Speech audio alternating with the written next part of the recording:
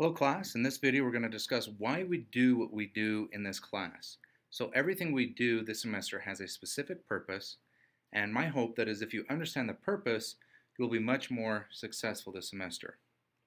So to start off, let's talk about the future of the job market.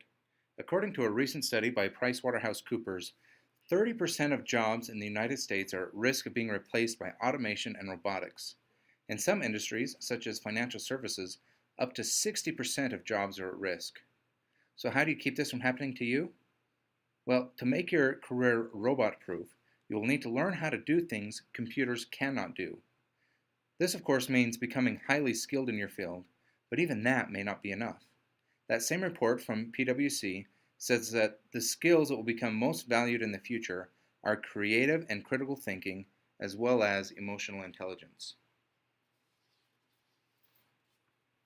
So to develop this creative and critical thinking, we need to understand the difference between algorithmic and heuristic work.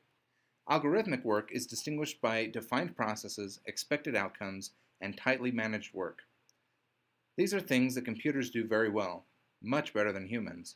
So if all we do is have you memorize a bunch of facts, figures, and processes and regurgitate them in a test, we haven't done a very good job of preparing you for a career in the 21st century. Instead, we need to prepare you to do heuristic work. This work involves developing new ideas, experimenting, problem solving, and doing work that is loosely managed. This work can be scary, but it can also be very exciting. So how do we prepare for heuristic work?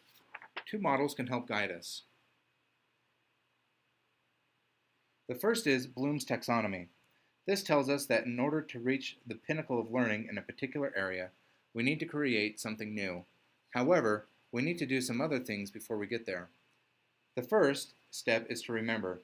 This is where we can recall important facts. For example, in music, I might be able to correctly identify a quarter note in this phase. But the next step is to understand.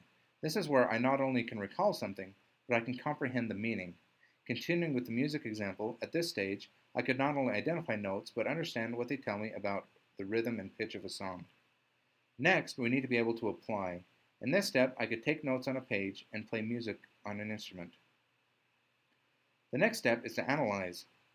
In this step, I could be able to hear a piece of music and identify the chords, instruments, and other key elements of the song.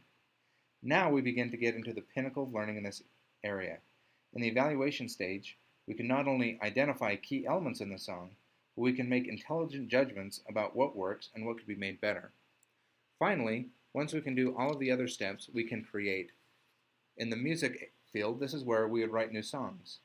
Those who are most valuable in the 21st century in any career path are those who can create something new in their particular area. Another model of learning tells us the things we need to do to move up Bloom's taxonomy. Corporate learning and development teams are learning that of the things someone needs to know to do their job effectively, 70% of that learning can only come from experience.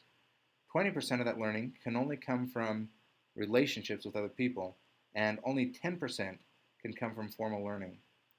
Combining this with Bloom's taxonomy, we see that we can remember and understand things through formal learning, we can learn how to apply and analyze by discussing with others, and we can learn how to evaluate and create through experience.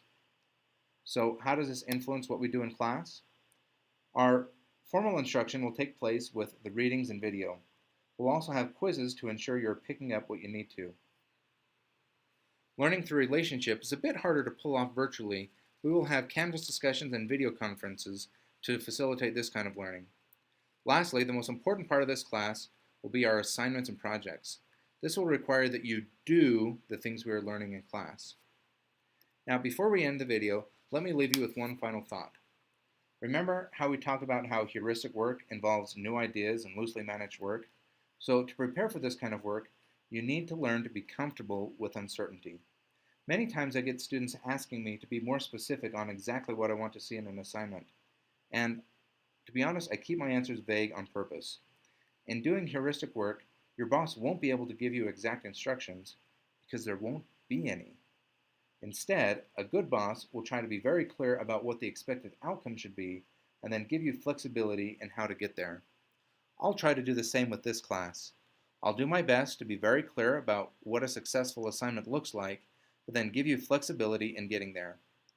I look forward to helping you prepare for heuristic work in this class, and let's have a great semester. And of course, as we go along, if you do have any questions or concerns, please feel free to send me an email or a message on Canvas. Thanks. I look forward to working with you.